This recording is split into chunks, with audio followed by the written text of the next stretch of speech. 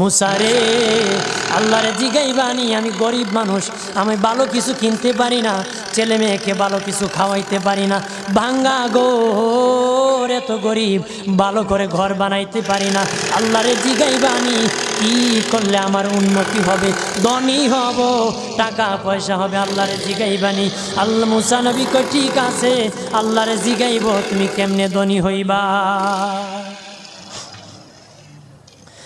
আল্লাহ নবী মুসা নবী তিন রাস্তার মোড়ে যা দেখে একটা লোক বসে আছে, তার দুই হাত নাই, দুই পা নাই, দুই হাত নাই, দুই পা নাই।